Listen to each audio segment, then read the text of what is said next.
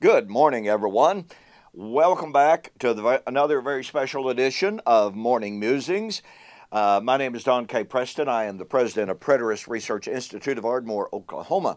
And this is video number 14, if my count is correct, in our review, response, and refutation of Joel Richardson's book, Mystery Babylon, Unlocking the Bible's Greatest Prophetic Mystery. In the book, Mr. Richardson takes the position that Babylon of Revelation is Mecca, the capital of Islam. And that means, according to Mr. Richardson, that we're living in the last days and the end of the world is right around the corner, etc., etc. I've been sharing with you some of the incredibly illogical and faulty hermeneutical practices employed by Mr. Richardson in the book.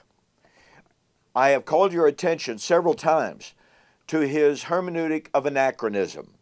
He takes things that were said 2,000 years ago, things that were said to be at hand, coming shortly, soon, quickly, and he just completely ignores any contemporary application of that language and says, oh, well, it's quickly, shortly to come to pass, soon, now.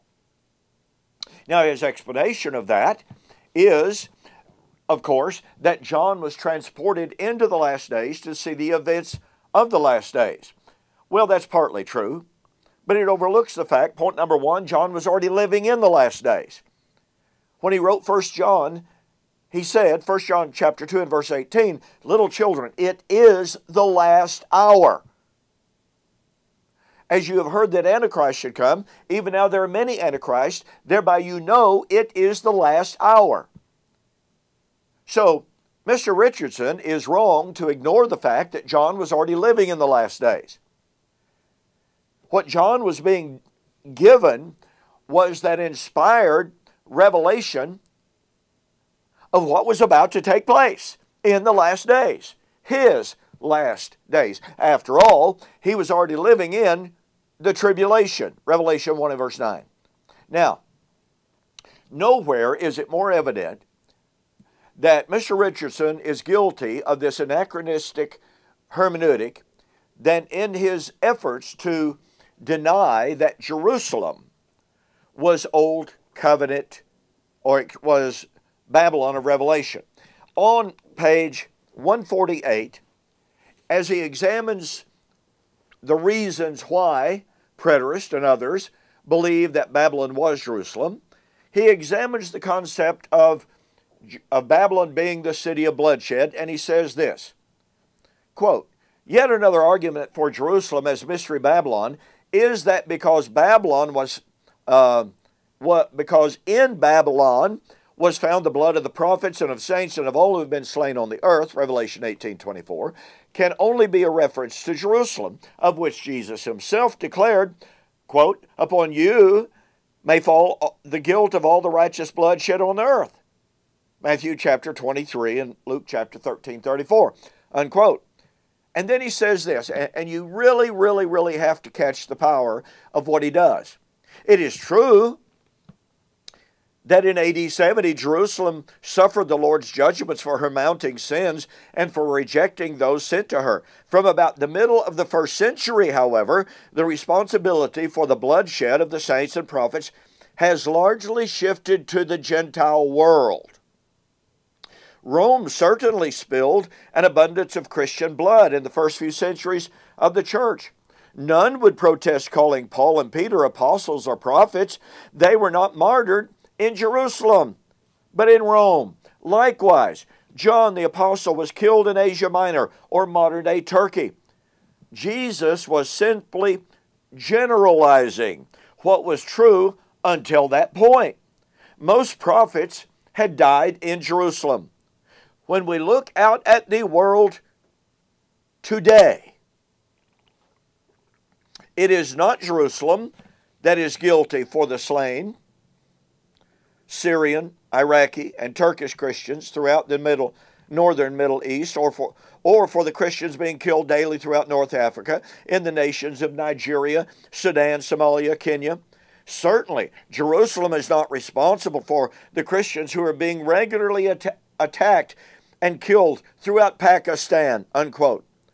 While Jerusalem did indeed suffer for its history of persecution, many of the prophets sent to it, this is no longer. Confuse Jesus' indictment of first century Jerusalem with the Lord's absolute condemnation of the last days Babylon, unquote. Ladies and gentlemen, there is so much confusion in this quote. There's so much error in this quote. Now, first of all, notice he acknowledges that Jesus said that in Jerusalem was shed all of the blood shed on the earth, all of the blood of the prophets. Now, this will have to be very brief, very short. But I want you to notice something. In Matthew, we find Jesus indicting Old Covenant Jerusalem for killing the prophets. They would kill him. They would kill his apostles and prophets. Now watch this.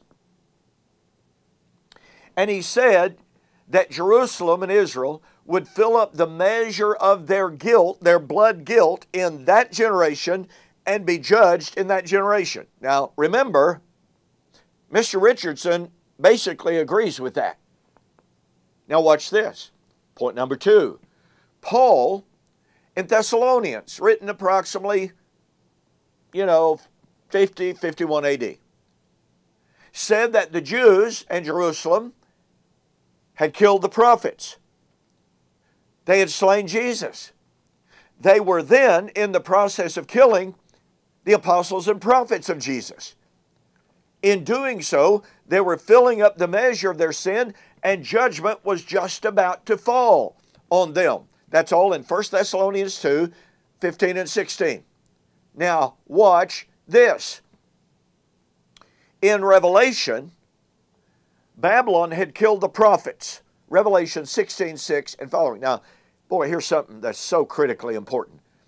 When the Bible, when the New Testament uses the term prophets, and it does so some 88 times, when it uses the term the prophets, or even when it uses the term, the anarthrous term, simply prophets, without any qualifier, such as in 1 Corinthians chapter 12, Ephesians chapter 4, he, that is Christ, set some to be prophets, that is, in the church. These are obviously New Covenant prophets.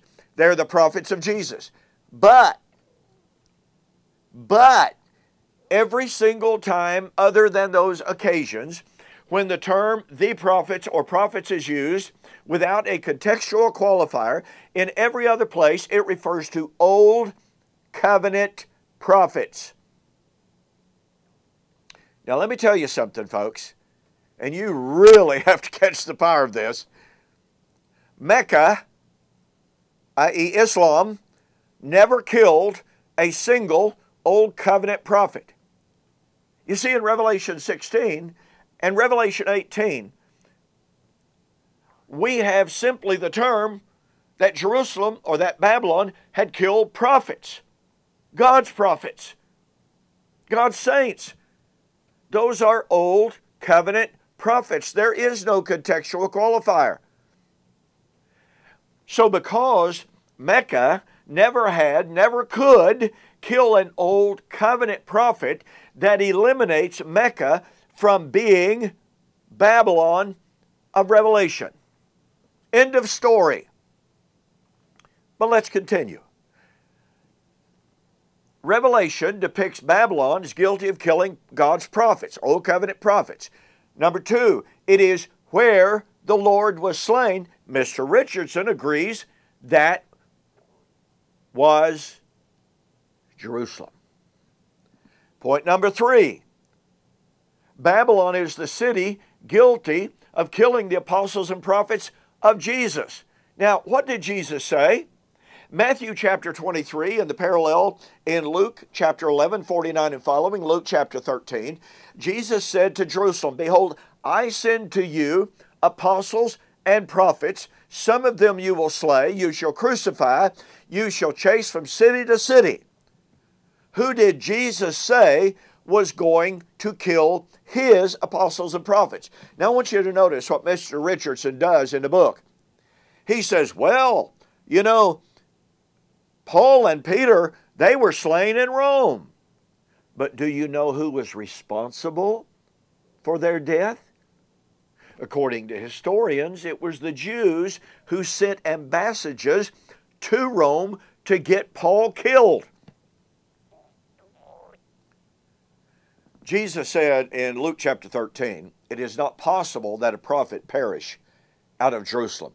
Now, did he mean that in some woodenly literal manner as Mr. Richardson would interpret that? No, but what he meant was that Jerusalem was the source. It was the fountain for the killing of his apostles and prophets. That was true of Peter and John, or of Peter and Paul. It was true of John. And by the way, when Mr. Richardson says that, let me see here, that by the middle of the first century, it was no longer the Jews guilty of persecution. False. That is false to the core. That is historically invalid. Paul, in 2 Thessalonians chapter 1, again written in the 50s, you know, in the middle of the century, spoke of those who were troubling, persecuting the Christians. You go to Acts chapter 17, who was it? It was the Jews stirring up the mobs to persecute the saints.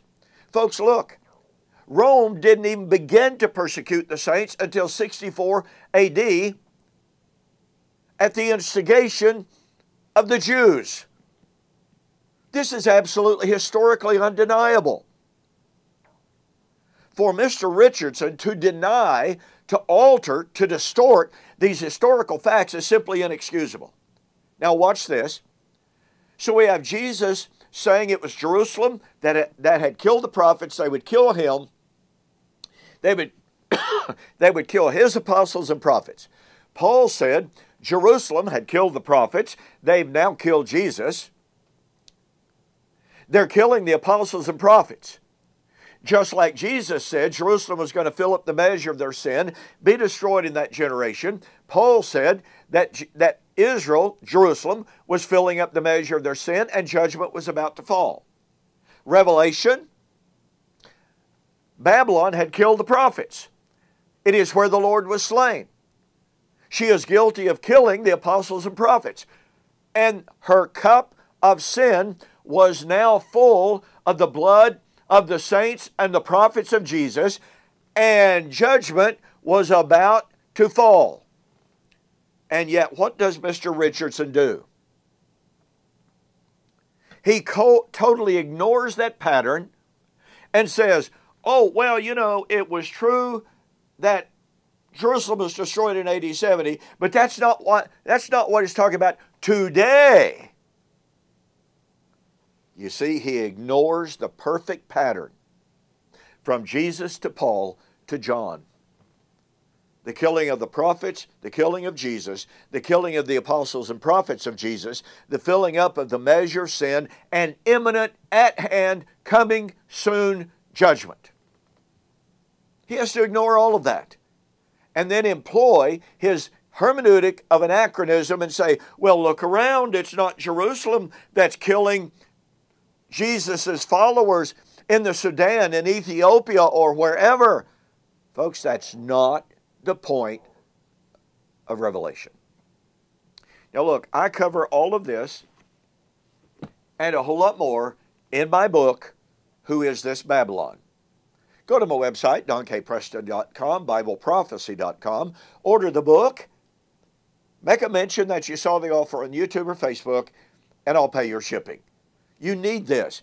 You will see such an incredible, powerful demonstration that Jerusalem of Revelation was none other than Old Covenant, first century Jerusalem. It was not Mecca, as Mr. Richardson says. Well, thanks for joining me for this morning's Morning Musings. You have a fantastic weekend. Please be safe. Hope to see you on Monday.